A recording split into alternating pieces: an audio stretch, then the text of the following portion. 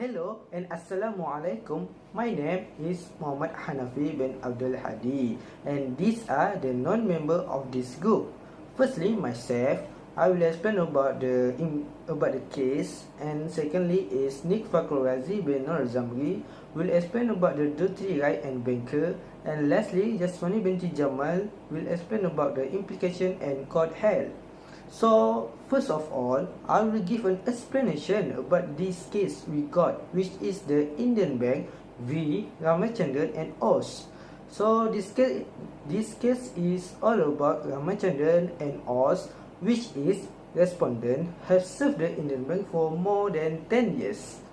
They opted for the pension regulation and also served for voluntary retirement from service in 2001.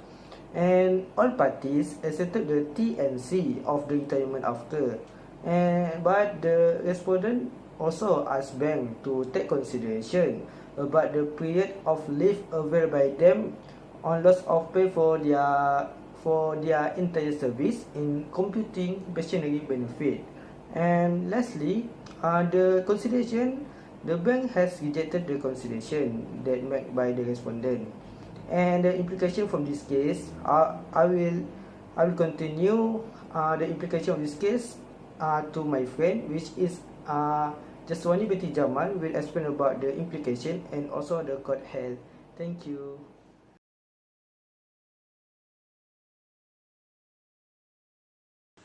So next, I will explain about the implications that were made in this case. The representative of the respondents, which is Mr. Ramachandran, made an appeal to the bank to consider it having leave on loss of pay as one of the pensionary benefits, but it was rejected by the bank. This leads to an order from the High Court for the bank to give personal hearing to the respondents. However, it was once again rejected by the bank. The respondents then filed another petition for the High Court to question the validity. It was held that the entries regarding service being qualifying or otherwise are required to be made in the event, but in this case it is not done. Regulation 17 provides that all leave in the service in the bank shall count as qualifying service. It is also stated that leave on loss of pay shall not count as qualifying service unless authority has directed such leave not exceeding 12 months in the entire service. There are 3 exceptions to such leave, which is the first one is if it is omitted, and the second one is due to his inability to join duty on account of civil commotion, and lastly is for prosecuting higher scientific and technical studies. If no such direction is issued, the question of granting leave by the competent authority for the purpose of pensionary benefits would not arise. Next, I will let Nick Fakrul explain. Last but not least is the rights of a banker. There are several rights of a banker that related to the Indian Bank versus Ramachandran and Oz. The first one is they have the right to use their money with it as it wishes. For example, in this particular case, the Indian Bank, which is the employer, can decide how to use their money towards the employee, which is Ramachandran.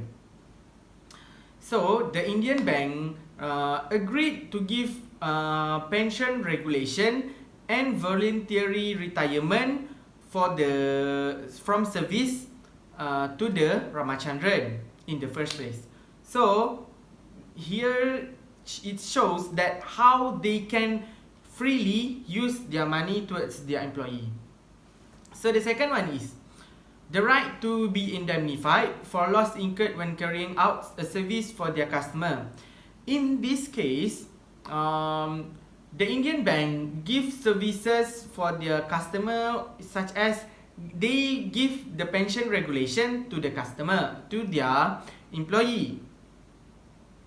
So the rights of a banker here, so that the bank may be protected from being sued by its own employee in case if mistakes or misunderstanding happens between the two parties. So we can conclude that there are rights of a banker that related to the case of the Indian Bank versus Ramachandran and ours. So that's all from our group. So I hope that you can understand the presentation about the Indian Bank versus Ramachandran and ours from us.